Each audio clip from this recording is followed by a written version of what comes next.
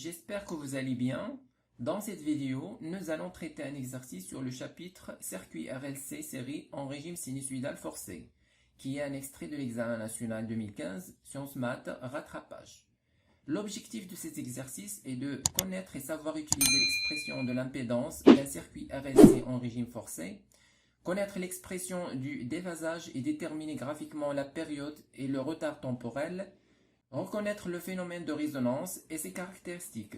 Vous pouvez télécharger l'énoncé de l'exercice à partir de la description. On réalise le circuit électrique schématisé sur la figure 4, qui comporte un générateur basse fréquence GBF qui délivre une tension sinusoïdale UAB de t égale à UM cosinus de pi nt, un conducteur ohmique de résistance R égale à 20 ohms, un condensateur de capacité C réglable, une bobine d'inductance L et de résistance RB égale à 8,3 ohms, un voltmètre. Premièrement, on fixe la capacité du condensateur sur la valeur C1 et on visualise à l'aide d'un oscilloscope la tension UR de T entre les bornes du conducteur ohmique sur la voie Y1 et la tension UAB de T sur la voie Y2. On obtient l'oscillogramme représenté sur la figure 5. Question A1, identifie parmi les courbes 1 et 2 celle représentant UR de T. On sait que UM, la tension max aux bornes du dipôle RLC, est supérieure ou égale à URM, la tension max aux bornes de la résistance R. Or, pour ceux qui veulent savoir pourquoi, car la tension UM max aux bornes du dipôle RLC est égale à la racine au carré de URM plus URB, la tension max aux bornes de la bobine, au carré, plus UL moins UC au carré. Donc la tension UM est en fait supérieure ou égale à la tension URM. Alors d'après la courbe de la figure 5, on remarque que la tension max de la courbe 1 est inférieure ou égale à la tension max de la courbe 2. Donc la courbe 1 représente UR de T.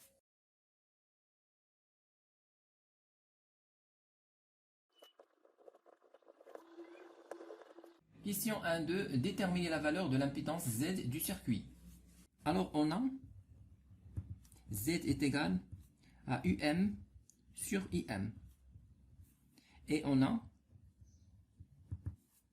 URM, la tension max aux bornes de la résistance R, égale à R fois IM.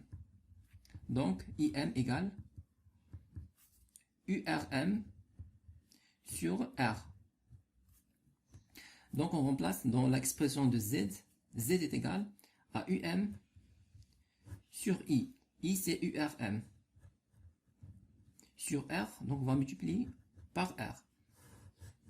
Application numérique, Z égale. Alors R c'est 20 ohms. Alors d'après la courbe de la figure 5, UM max c'est pour 4 carreaux. 4 carreaux, c'est 2 fois 3 volts, donc c'est 6 volts. Pour la courbe 1, UR max, c'est 2 carreaux, donc c'est 3 volts. Alors UM, c'est 6 sur 3. Donc Z égale à 40 ohms.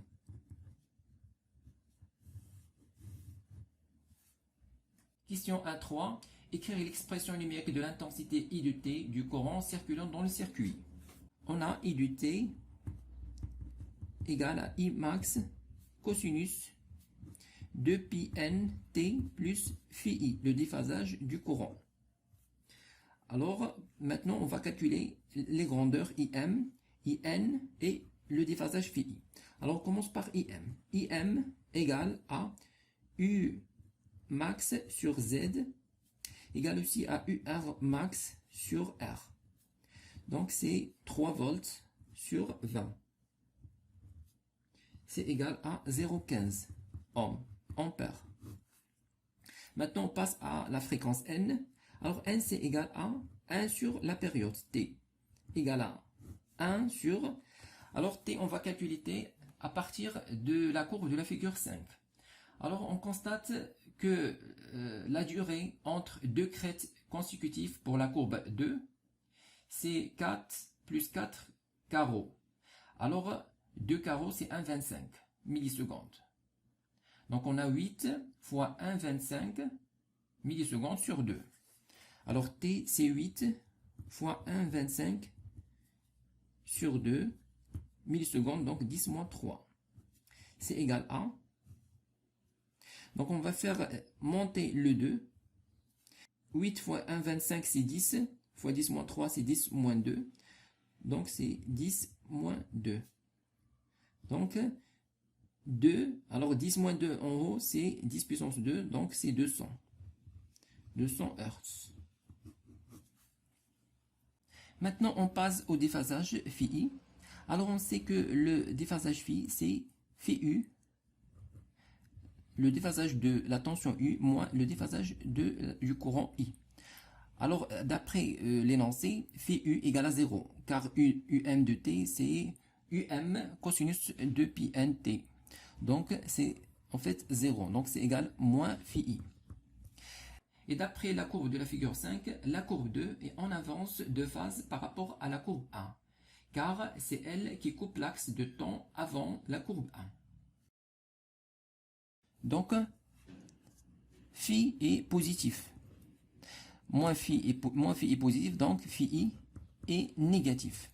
Alors, phi I est égal à moins valeur absolue de phi I. Donc, phi, valeur absolue, égale valeur absolue de phi I, égale, d'après le cours, c'est 2pi sur t fois le retard temporel tau.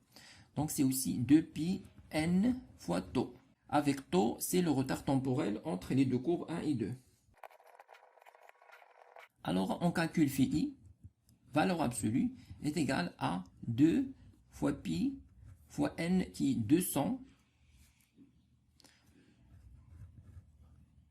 fois le tau. Alors, d'après la courbe de la figure 5, le retard tau, c'est pour un carreau. Un carreau, c'est 1,25 millisecondes sur 2. Donc, c'est 1,25 sur 2 millisecondes, donc 10 moins 3. Alors, phi, valeur absolue, est égale à pi sur 4 radians. Maintenant, on écrit l'équation I de t égale à I max, qui est 0,15, cosinus 2 pi n, donc c'est 2 fois 200, c'est 400. Donc c'est 400 pi t et moins la valeur absolue de phi I. Donc phi I, donc plus phi I, c'est moins valeur absolue de phi I. Donc on va mettre moins, et la valeur absolue de phi I, c'est pi sur 4. Donc on va mettre pi sur 4. Deuxième question, on fixe la capacité C du condensateur sur la valeur C2 égale à 10 microfarads, tout en gardant les mêmes valeurs de UM et de N. Le voltmètre indique alors la valeur UDB égale à 3 volts. Question 2.1, montrer que le circuit est dans un état de résonance électrique. À la résonance, on a Z égale à Z0 égale à R plus RB. C'est normal car l'expression de Z est égale à la racine de R plus RB au carré plus L oméga moins 1 sur C oméga au carré.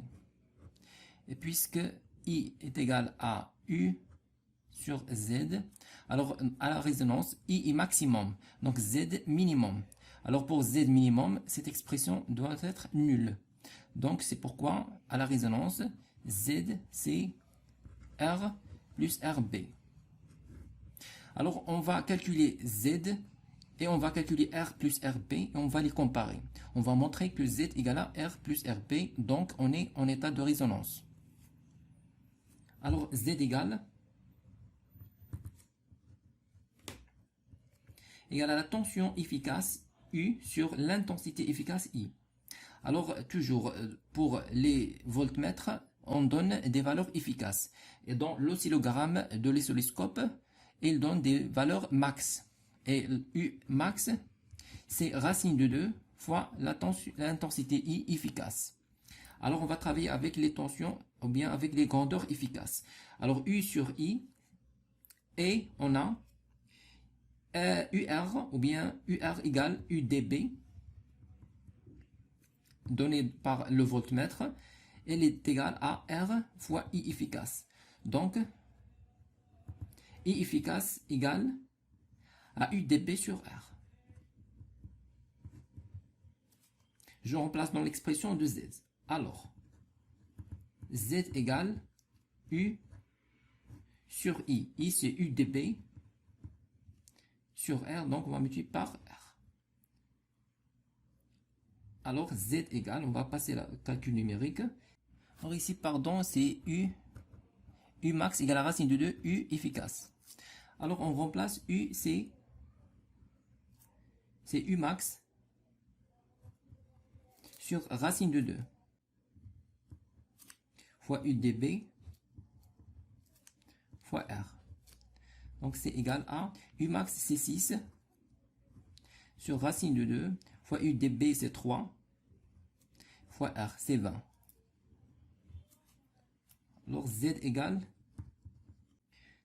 28,3 ohms à peu près. Maintenant on calcule R plus RB. Alors R plus RB. R c'est 20. RB c'est 8,3. Donc la somme c'est bien 28,3 ohms. Et on conclut que Z est égal à R plus RB. Donc on est dans un état de résonance. Donc le circuit est en état de résonance. Question 2.2. Déterminer la valeur de L. À la résonance, on a L oméga 0 est égal à 1 sur C oméga 0. Donc, L est égal à 1 sur C oméga 0 au carré. Alors, oméga 0, c'est 2 pi n. Donc, c'est 1 sur C 2 pi n 0, le tout au carré. L égale 1 sur 4 pi au carré, C fois n0 au carré. Application numérique. L égale 1 sur 4 pi au carré fois C qui est 10 microfarad. Donc c'est 10 fois 10 puissance moins 6 fois n au carré. Alors n c'est 200, donc c'est 200 au carré. L égale 63,3 10 moins 3 Henri. Ou bien L égale à 63,3 millihenri. Écrivez-moi vos remarques dans les commentaires et n'oubliez pas de cliquer sur j'aime si vous appréciez notre contenu et de s'abonner à notre chaîne YouTube. C'est absolument gratuit pour recevoir de nouvelles vidéos.